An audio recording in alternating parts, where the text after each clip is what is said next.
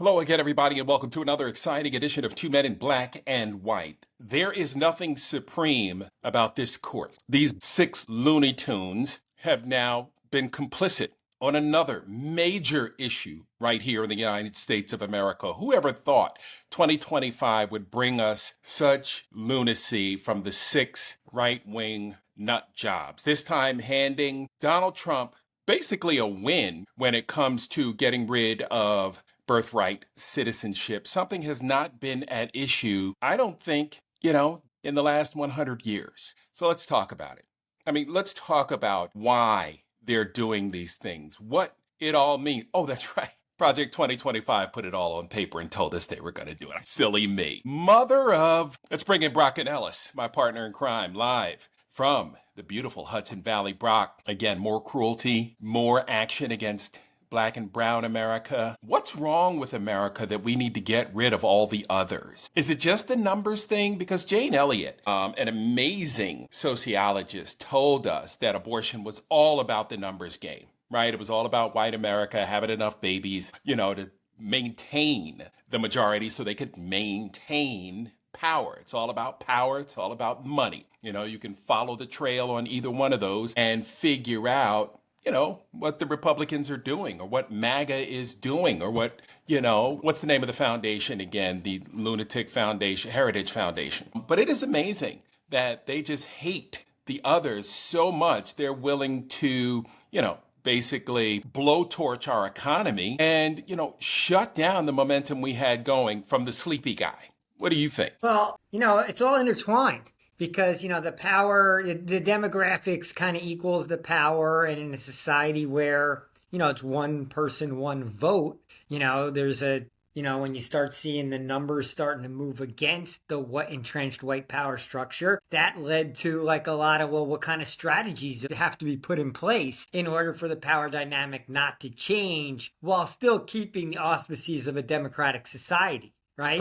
Right. We kind of blown that out of the water a little bit here and definitely have worked towards autocracy, but it kind of, and it also just, pushes out of the dark corners of America, the racism that's always been there. It lets it be a little more blatant, but it really, in essence, it's like, it's putting racism to strategy, right? Like that's what Project 2025 did, right? It documented it. But if you think about it, before there was Project 2025 documentation, there was, what is his name? Leon Leo, and this whole plan of stacking a very right-wing Supreme Court. So this didn't come in overnight, right? This has been a 20, 30-year game plan of shenanigans, of blocking Merrick Garland, of, of engineering the court so the court could do what it is doing right now, which is green lighting all what we would have viewed as just wildly un-American policies.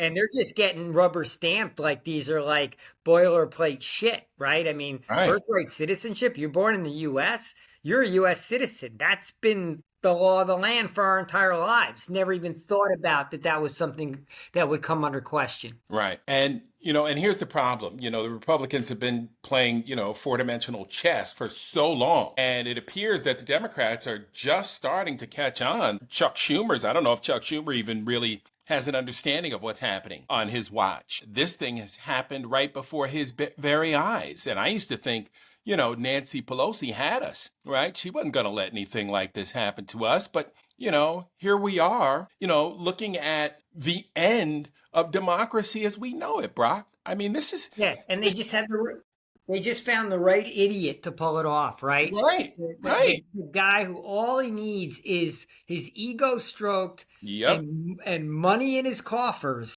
Yep. And then all these puppeteers behind him can do anything and everything that they've ever wanted to do. Right.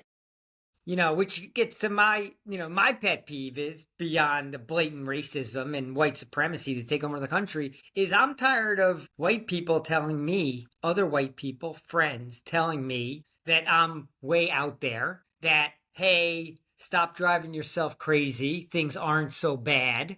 That, hey, the whole we can ride this out strategy or, what are you so upset about? Your life isn't like, that fucked up. And that kind of mentality that I still think like permeates most of America. Like my take is like there's not enough sense of urgency. Every fucking day we talk about another standard American democratic like tenet that principle that underlied our entire what we thought was our entire societal life here and the understanding we had amongst each other, which was never even good for black people, but now like it's crumbling. White people, we're watching it being taken away from us. And I see how East Germany happened, right? Yep. It just Now we know. not that bad, and people just turning the other cheek, and no one thing is enough to rile anyone up, and it never gathers enough steam, and then it's too fucking late. Right.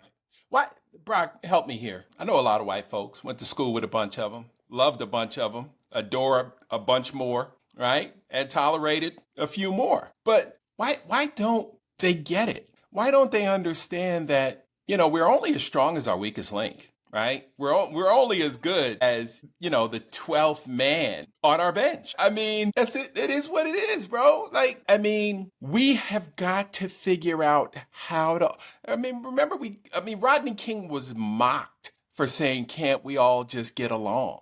But why can't we? First of all, there's enough for everyone out there. And second of all, to comment on white America's complacency and the position of your friends is like, they might as well just come out and say to you, hey, Brock, you're not black. You got nothing to worry about. You're not Hispanic. You got nothing to worry about. Well, yeah, without the explicit statement of you're not black, you're not Hispanic. In fact, right.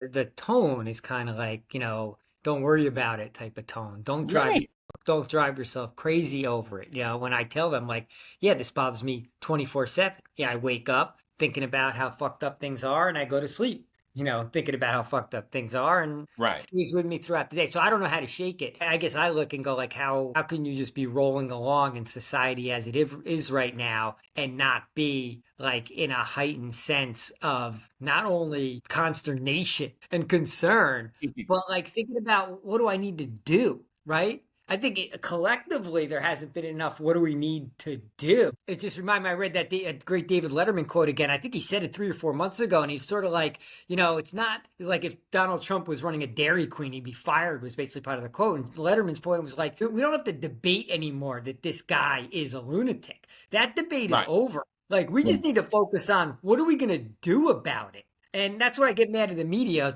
trying to pretend like there's some thought process around Trump. And I hate when it's downplayed and things are normalized. Like, I think we as the opposition have to get into, this is like, we're in civil war mode.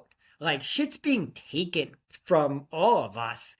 And the black and brown communities are just getting decimated. It's terrible. And everything that's coming down the pipe is only going to make things worse. Right. Right. How do you get, like, how many people die before these midterms that so many people want to wait for? Right. Right. Who has that luxury? I guess I have that luxury. White people have that luxury. And to answer your question, white people feel like they have that luxury because they don't have the sense of urgency that their, quote, lives are at risk. So they're navigating or still striving to make their lives better and the lives better for their kids in a micro way, and maybe for some people it's just too big. And when I tell them what I think we have to do, it's too daunting. Like when I say 5 million people have to go to DC and we have to invoke martial law and we have to risk the fact that shit might get violent, like people are like, they think I'm a fucking lunatic, right? Like, who's fucking signing on for that, right? Right. What if they do start shooting? It's scary. But like, if we don't do it, Trump's just gonna, like, he's got 3.5 more years and a Supreme Court that's rubber stamping everything. And a Congress for at least 18 more months that's going to rubber stamp just about anything, although let's talk about the big ugly bill at some point. So yeah, those, I wish, it's a long answer. I wish I could answer it better, but I just don't feel like white people have been riled yet. Like, I was thinking about this also, like on the Jews getting all mad about this Mamdani winning the New York primary. And I'm kind of like, really going to affect your lives? Like, come on. And it got me to thinking like, okay, 16 million people are going to get thrown off of Medicaid. How many Jews are going to be in that crew, right? I'm Jewish. So like there aren't many Jews. Like how many, like it's just not that many. Like Well, Brock, and people would we say have pretty good wealth. Like things aren't really the steamroller. The bulldozer's not it ain't plowing. coming. Ain't The bulldozer ain't coming, bro. They ain't even putting any gas in it, right? It's not even getting started up. The engine's gonna stay cold. I mean, but for Black America and for white America, white America can look around when they go to the office and say, "Good grief, it is pretty white up in here." Right? And unless we do something about it to change it, it ain't going to get no browner. It isn't going to get any darker. It isn't going to happen unless someone in there says, I decide that, we are going to be a more diverse entity. Whether it's, Apple, Google, Schwab, AIG, any of these, huge companies, Goldman Sachs, any of these huge companies, don't they look around and ever wonder, how come none of these young black folks, young talented black folks rarely are able to, scale the corporate ladder? they don't. They don't. And I'll admit, I didn't. Right. And if I didn't, and I think Pretty woke. I think I'm a pretty good forward thinker, right? And if I didn't, there's no fucking way most those people in those businesses don't. That's why DEI is important, because if there isn't kind of a policy in place or someone there driving the diversity, it rolls down the path of least resistance, which is, hey, so and so's cousin's coming in for an interview, and it's this person, it's the network, right? They always say it's who you know, and this and that, and yeah, thousands of resumes pour in, but a handful of people get hired out of the resumes, right? It's like Right. so much, like who becomes a fireman in New York City, right? I always wondered, right? Right. How is it like Right. fourth generation fireman? Because like it's almost like they're born into the job, right? Well, And yeah. and finance is the same way. People get born into the business. They go to the right school and then they're connected, right? It's Yeah. connection. Let me ask you this question. Is white America that brilliant? Chris Collinsworth is on NBC Sports and so is his kid. You have all these sports announcers that are just amazing. And all of a sudden, here comes Jack Buck's kid, right? Like, I mean, how did white America become so talented in so many different fields? I mean, are they just that amazing? Because I've always wondered, how they got the hookup, but brown folks can't. And you know what? I'll tell you this, Brock. Me and a lot of my friends have had this conversation. When we see African Americans in leadership positions, in top positions, CEOs, VPs, executive VPs, folks in position, right, to make a difference when it comes to hiring people that look like them, they're afraid to do it. Afraid to do it because they're scared someone's going to say, oh, so and so is too woke. Yeah, and not Right? making decisions in the best interest of the business, right? Boom. And they think Right. that that'll chip away at their At the credibility. quality. Yeah. Yes. So this whole psychological, shitty road we go down. And that's why well, I'll go back to it. You need programs. You need there has to be a concerted effort. Otherwise, yeah, of course. Why is Bill Belichick's son and like an NFL coach, right? And you just think about it like, and you almost don't want to denigrate the son. Also, they probably become good at that job because they grew up around it. So Right. or they're comfortable in that environment, just like kids become actors, right? Because other people maybe are afraid in front of cameras. And for them, that's just like, whatever the job Normal. they went to on parent day. And they're just kind of, sort of born into it. But plus, they also then get opportunities other people wouldn't get because, their parents know a director and a producer and a casting person and blah, blah, blah, right? Like, so it all plays hand in hand. And that's why wealth perpetuates. Right. And yeah, society has to decide it wants to change in order to change and has to decide there's value in that change. Sadly, right now, white America has decided that like too much change had happened, right? Can you believe that as a Right. black person? Right? This is a reaction to too much change because 5 years. one black guy in 280 years or something got elected. Right. And just today, they were calling Ketanji Brown. She's still considered a DEI hire, and she was like fuck summa cum laude at Harvard, right? It's like, but somehow she's DEI hire, right? And she literally, you put her resume next to Amy Cohn, next to Barrett's, next to Kavanaugh's, run circles around them. Yeah. But Ketanji, and she's married to a white man, but Ketanji scares the shit out of white people. I just need to know why. it's funny too. My wife and I have been through this with her name and her resume. You think I should take Latanya off my resume? I said, well, what difference does it make? It's still going to say Howard University, right? Most white folks know Howard University is a catchphrase for diversity, right? There still goes in the circular file, right? Still goes in the trash heap, out in the internet universe. It does. There are all kinds of signals to indicate that we are coming, but we are not coming to inflict pain or difficulty to white America. We just want a piece of the Trying pie. to do better. Yeah, I- just trying to do better. But how many times can I say that in how many different ways before people understand it and believe me, right? Like I'm sitting up here just trying to figure out, how to get some longevity, how to get some opportunity, for me and my boys, and then now, well, I feel like I've had a pretty decent career. I'm worried shitless for my sons, right? And my grandsons and my granddaughter. yeah, opportunities is in decline for Black and brown America, right? And now just today, that one of the things they also, in this big ugly bill, they've realized now that they're cutting college loans, right? Right. So, Who's that going to affect?